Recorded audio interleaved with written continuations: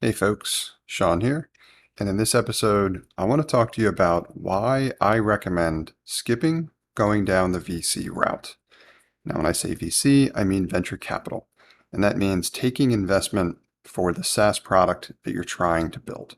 Now, I've been part of founding teams that have gone down this route, so I do have this experience. But what I want to start with is that there's been plenty of talk about the negatives or the downside elements of taking this approach. And I also read a report recently which talked about how much founders of VC-backed startups typically are making. And it might be quite a bit less than you might be expecting. And I'm also going to make a separate or an alternative recommendation in terms of what I think you should do. And surprise, surprise, it's really going to talk more about the positive elements of bootstrapping, what it is you want to do. But what I want to start with is you have to understand more about the VC model to understand more about why I don't typically recommend it.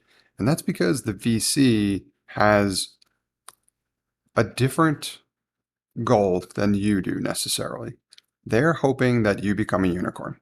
And then in the startup world, a unicorn typically refers to a company that's ultimately going to have a valuation that can reach $1 billion. Right? They want a big winner. They want somebody to win the lottery for them.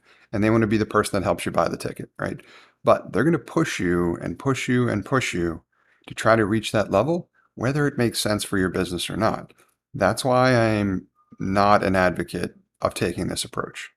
It's because if you look at the numbers, 99.9% of startups do not become unicorns, meaning that you probably have better chance of winning the lottery, the Powerball, whatever, than you do of taking your startup and making it worth $1 billion someday.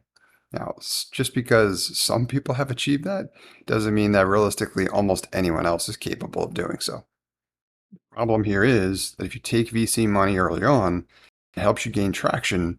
If you've built realistically a healthy business, your cap table can become a mess in terms of who owns what and the voting power, decision-making process to the extent where they may be able to force your hand or influence you down a direction or a path that realistically you either don't want to go or shouldn't go. That has killed a number of different businesses that I am at least personally aware of. And a story like this I read in detail on Reddit recently, and it just echoes the same sentiment. So that's their motivation, right? Now, VCs make a lot of bets. They are looking for at least one of those bets to make up for all of their losers. That's largely how the model works. So they probably won't care if your startup is ultimately going to be a loser. They're not going to care if you build a $10 million business that is profitable and sustainable. They're going to push you to go beyond that limit, even though if that's what you want to do. So you're going to lose that control, you're going to lose that access. Now, the second piece is it's not particularly lucrative to be a startup founder. And there's a report shared by a company called Pilot. I'll link to it in the notes, but it talks about how startup founders may not make $100,000 a year in annual salary, which might sound reasonable, but you have to understand that a lot of these startup founders are working 80 to 100 hours a week. They're living in these businesses, and that's all they're doing. So they're killing themselves, trying to get ahead, trying to get it on the map, trying to make it successful, and the vast majority of those fail, especially if they're VC backed.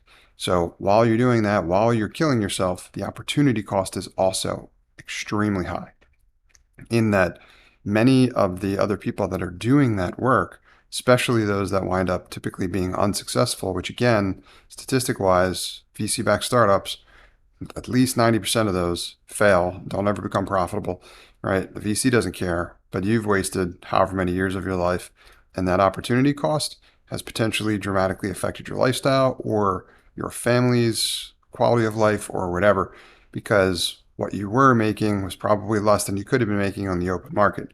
Now, chances are you may have been able to A, make more, and B, have a higher quality of life because you wouldn't necessarily be working those insane hours as you would in startup life.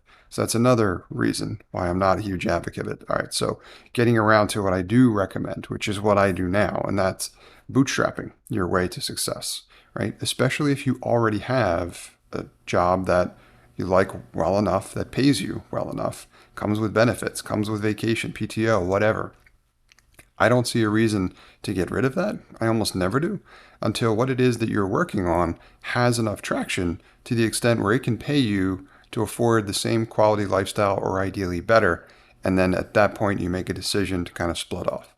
But what I'm trying to tell you is that many jobs are relatively lenient or flexible enough, especially if you have like work from home opportunities or whatever, to the extent where you can part time build a B2B SaaS product business, learn a lot of what you need to learn in order to try to make it successful.